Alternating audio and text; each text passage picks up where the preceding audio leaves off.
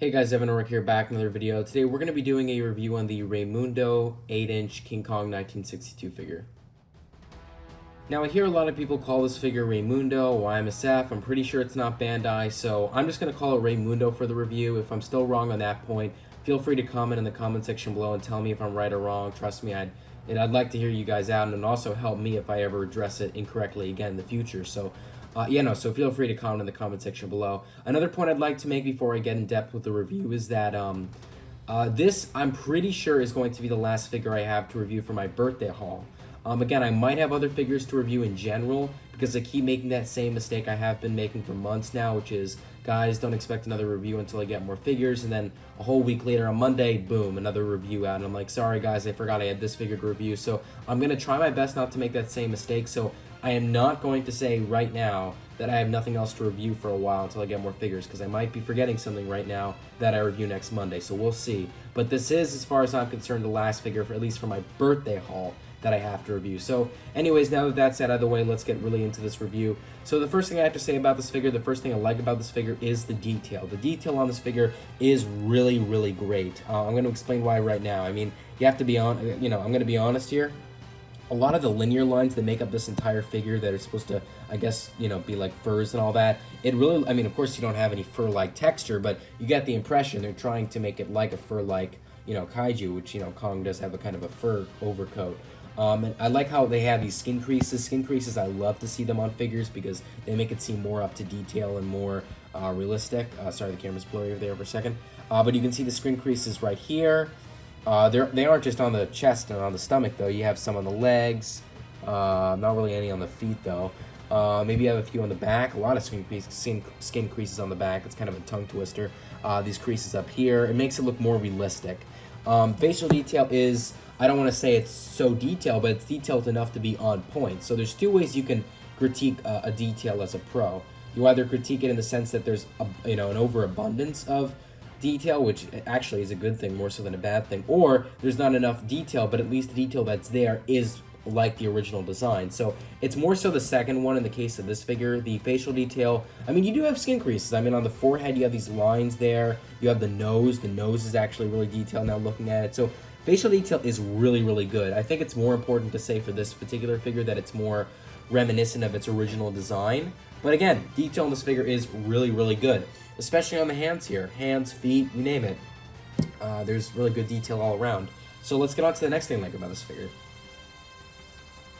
So the next thing I like about this figure is the paint job. Now the paint job on this figure is a solid average because there are honestly really just 2 or 3 colors, maybe 4 if you count the mouth, but that's barely even that noticeable. One thing I can say though is that there are no booming colors on this figure. The brown is not really booming to me. It's kind of like your average shade of brown that's like, oh, it's pretty good, but it's not like, wow, booming, or it's not like, wow, that's even brown, I couldn't even tell. So this is really good actually, I have to say.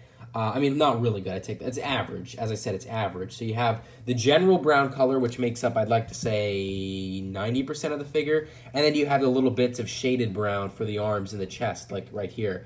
You have the shaded brown, which, by the way, was a nice shading in between. It's not like the color just, boom, transformed, and it's kind of weird. So you have nice color transformation, but you have, you know what I mean, the shaded light brown there, light brown here on the hands, light brown here on the feet. Light brown on the face, with the exception of the fur that's, surrounding the outline. And yeah, so the brown, again, the entire color, and again, sure, as I said, when I said other colors, you have a little bit of white on the eyes, and very, very, very slight red, nowhere near booming on the mouth. Nowhere near booming. That's probably the least booming color of all of the paints put on this figure.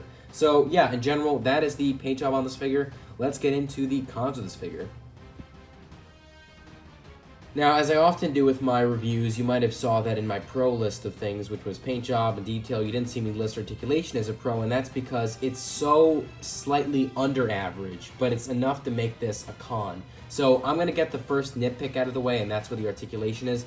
There are 4 joints on this figure. As far as I'm concerned, most of them, if not all of them, rotate 360. I don't want to get ahead of myself there, but right here you got, the arms, legs, but there's not 5 joints, and despite the fact this isn't Bandai, at least I'm pretty sure it isn't Bandai, I still think that it should at least have 5 joints.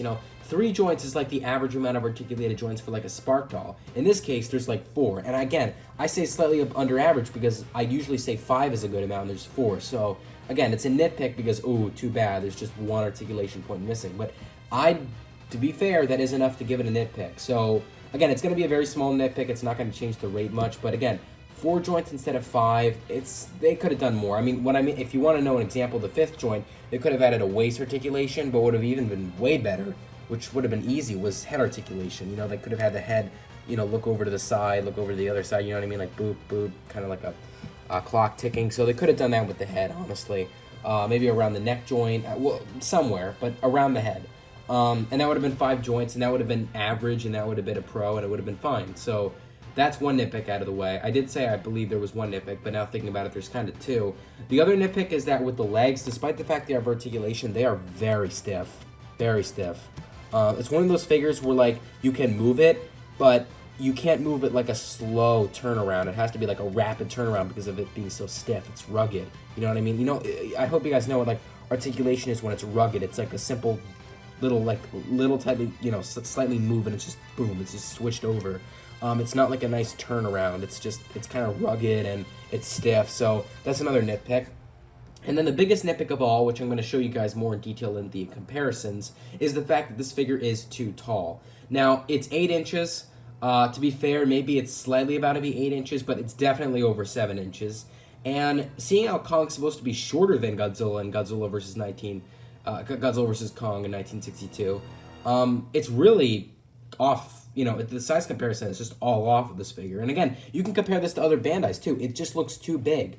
Of course, there's that other Kong figure that's 6 inch, but I didn't get that. I got this, so I'm only critiquing how this is quite big. So it's 8 inches. That's way too big, and it barely fits the comparison. It's not like it's a little bit of an edge. It's a big edge because in the movie, remember, Kong's supposed to be shorter than Godzilla, so it's a little bit strange. And that being said, let's get into the comparisons of this figure. So I only have one comparison with this figure because there's only one other kaiju, not counting that octopus kaiju, in Godzilla vs. Kong 1962, and that is Godzilla himself.